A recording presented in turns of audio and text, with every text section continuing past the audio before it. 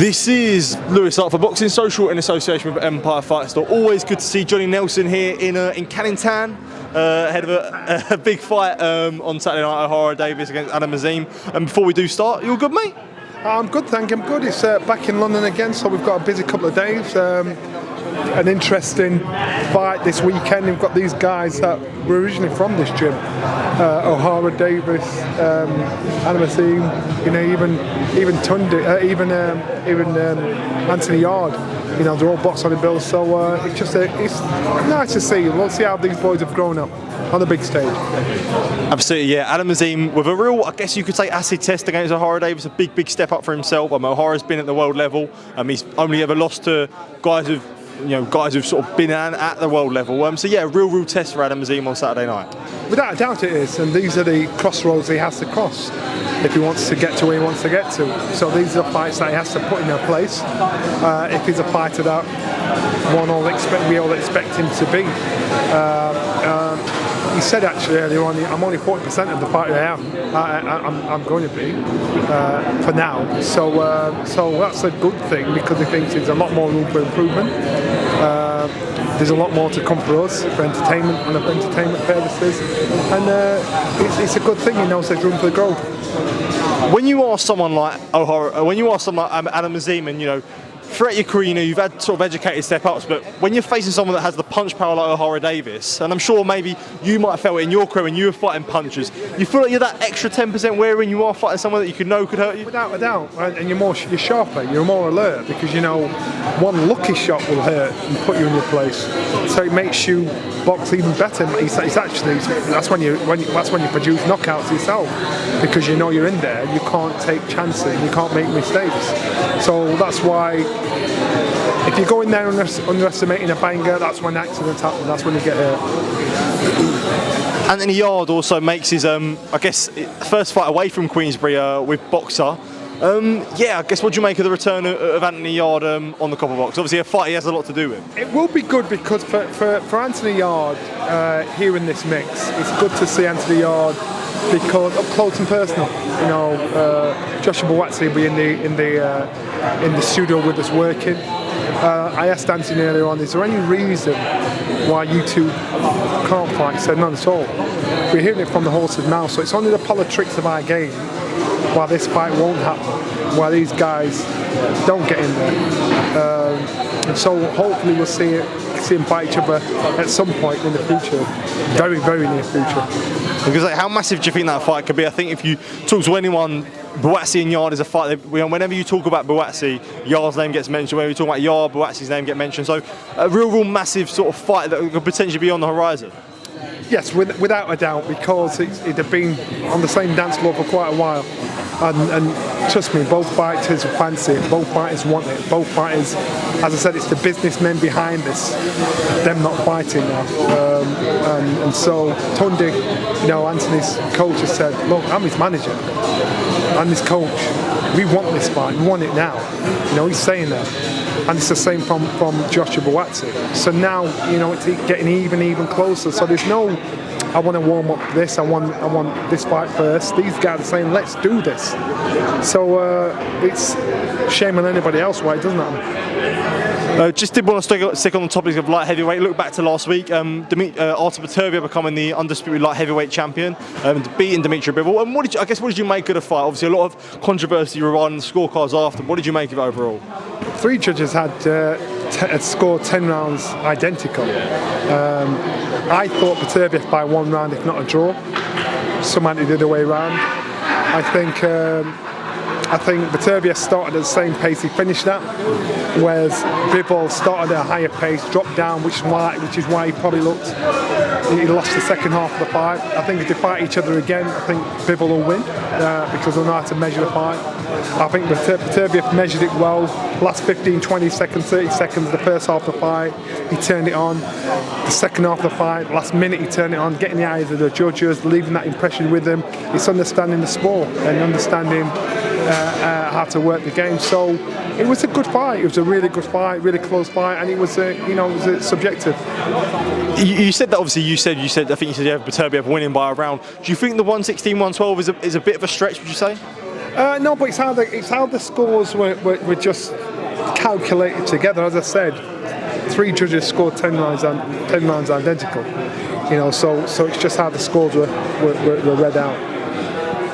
When you look at it from a Sky point of view or boxer point of view, in a sense, probably a night, you could say a night to forget for them. Obviously, results really not going their way. I guess when you look at overall, what did you make of boxers' performance in Saudi Arabia on the 12th? Well, the fact that they're on the platform, that's a good thing. That's where they wanted to be. Very unfortunate for Fraser Clark.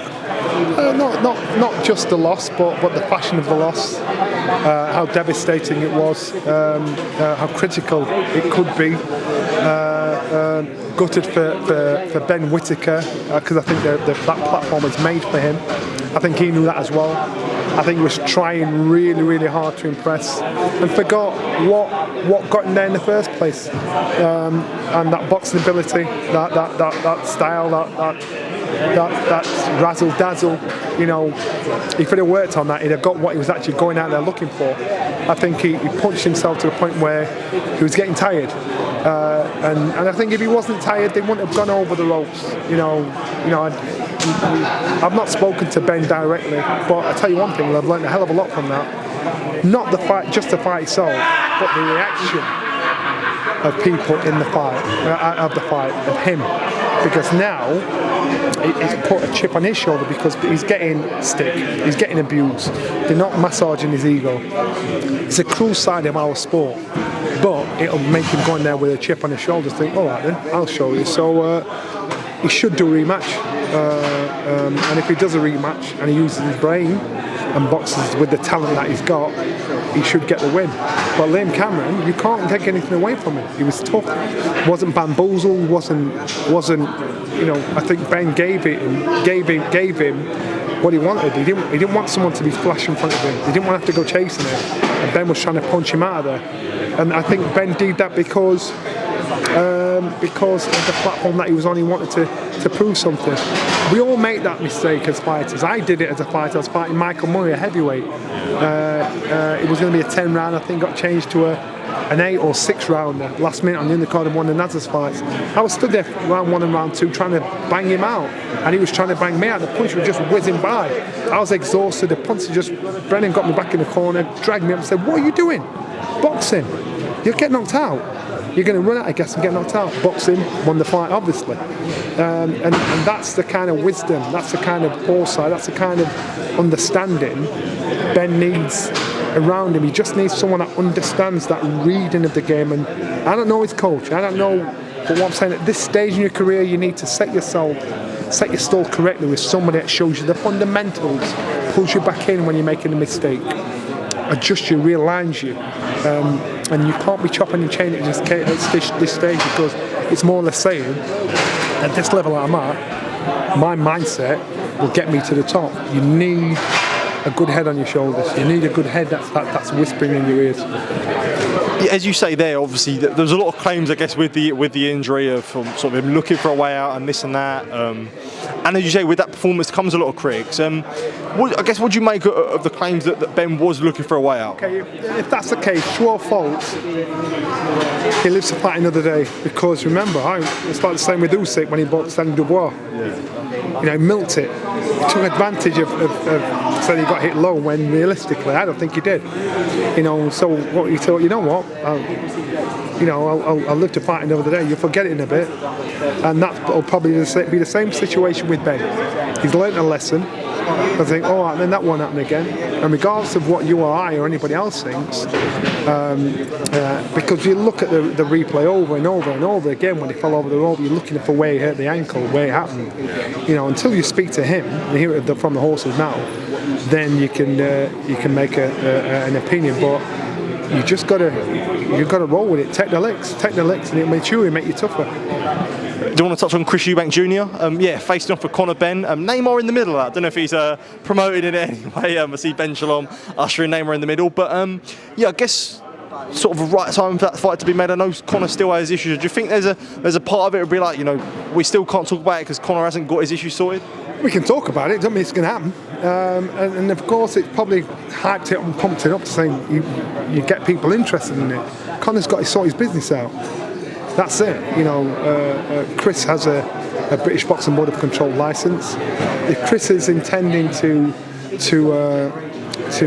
carry on and get the fruits of our sport, Chris has got to say to to Conor Benn, get yourself a license, so I don't suffer the consequences of fighting you, win or lose, because then it scuppers my career. If I fight you and you don't get your business sorted out, so Conor's got to get his business sorted out. There's clearly an appetite for it. So until we hear differently, we just got to wait and see. It's great just keeping the conversation going. Final one from myself, Anthony Joshua. Obviously, it's been a couple of weeks now since the Daniel Dubois fight. Still, I guess, uncertain on what the future is. For yourself, what would you like to see in the future for Anthony Joshua? I'd like to see him say thank you, goodbye. You'd like to see AJ retire? Yeah, I would. I don't think he will. That's just my opinion. And the reason why I say that is because I didn't like seeing what I saw. I didn't like to see Anthony. It's coming from a great place, a good place. I didn't like to see Anthony Joshua getting knocked out like that. Anthony Joshua is a former 2-time heavyweight champion of the world. Look at all the world champions he's boxed. And we've seen the good days of Anthony Joshua. We've seen the bad days of Anthony Joshua. At this stage in his career, he can't be going in there having bad days like that. I explained to somebody else earlier, you look at when he came out against Ngannou, even though Ngannou was his second professional fight, look at Anthony Joshua's approach, mindset, the character building to get back to that point after the Usyk fight. He thought, need to build his confidence back up again. Came in flat-footed, boom, back on it. Then you saw the first 30 seconds when he came in against Dubois, you thought, what's going on here? What are you doing? So this isn't a coach problem, because I could easily blame his coach, but Anthony Joshua put his coach in that position. What coach wouldn't take on Anthony Joshua? What coach wouldn't want the kudos? So regardless if I give you the keys to the Porsche, it's my fault for giving you the keys. The book stops today, Anthony Joshua. And the problem isn't the coach, the problem isn't anything outside, because we know he's got the ability, we know what he's capable of doing. The problem is there. That's where the problem is. And so for AJ, I say I'd walk away because he's got the talent. But it's depending on him coming to work with all the tools. He might do the next fight, he might do the fight after that. Then he won't after that. At this level, the level he's at, he needs to produce consistently. I do not want to see that happen again with Anthony Joshua. Is there not fair to say, look, let's have one more crack at Dubois? No, if they talk about a rematch, maybe. And you know what? What I'm saying to you is, he's shown that he's capable of leaving his tools at home on the biggest 96,000 people at Wembley. And I'm like, what are you doing? Why do you keep doing this? We've seen you do it 3 times now. You should know better by now. And so then that tells me it's a confidence problem. It's a problem there because he's a great motivator, and he'll tell you and I and everybody about motivation. He's a great motivational speaker. But now I'm thinking, you don't believe in all the tools it takes that you're telling everybody else to have. I know that because I used to think like him. And so I know someone that doesn't believe in himself 100% and someone that does. I see it. So me saying it's coming from a good place, because I'm a big fan of AJ. And you know what, I've watched the fight twice now since that. It broke my heart seeing that, but I'm thinking, I don't want to see that, man. Look at what you've done for British boxing. 96, only you will ever do that. You've lifted us massively. You've done an amazing thing for our sport. I don't want to see you going out like that. But you know what, it's about the dollars. You can't knock that kind of thing back. How much money do you need? Final one on that topic. You mentioned obviously about sort of the trainer and Ben Davison, but is it fair to say before sort of the Dubois fight, everyone was sort of saying that Dubois, AJ is rejuvenated. He had that win against Wallin, had the win against Ngannou. So would you say in your eyes it was sort of glossing over the cracks, paper over the cracks? No, I'll say to you again. And we've seen the talent Anthony Joshua has. And Ben Davies shined his shoes, saying, look, you can do that, you can do that. It's not about Ben. And before I actually went in on Ben, I thought, it's actually not a bet. AJ gave me the keys to the Porsche. And any coach out there, if AJ turned up at your gym and said, I want you to train me, you're going to say, yes, please. Because I might not have the experience, but I'm going to learn so much off you, off the mistakes I make with you. And in 5-10 years' time, I'll be a don. So no coach is going to say no, thank you. So you got to take the spotlight off Benn. I put it on him to say this boy shouldn't be there, but you know what? You've got to take it off him. The responsibility starts and stops with AJ. It's his call, it's his shout, it was his decision. And so therefore the consequences are his consequences. And so you've got to just think to yourself, what else can be done? It's competence to match the ability. He has all the ability, but not the competence to match it. And he has got talent. We've seen it. But then how can you still be making that same mistake after success is a mistake? How can you do that? Because you heard in the corner, you saw, I never saw that. And you know what? We're talking about AJ. What about talking about Daniel Dubois? I can understand why Don Charles is pissed off. Because we're all talking about AJ's performance instead of actually giving credit where credit was due, because Daniel Dubois did an amazing job. He did exactly what he should do, and so it's taken a shine off the success of Daniel Dubois' game plan to say, I've got in there and I walked straight through him. He walked out like, I want to tear up. AJ walked out like he was going to a club, and swaggered in. It was like, one walked out like Elvis, one walked out like Mike Tyson. It's fair enough. Johnny, it's always a pleasure to be speaking to you. Always appreciate taking time to speak to me. And I'm sure it won't be the last time we're catching up this week, so I appreciate it, mate. Top man, thank you, mate. Cheers.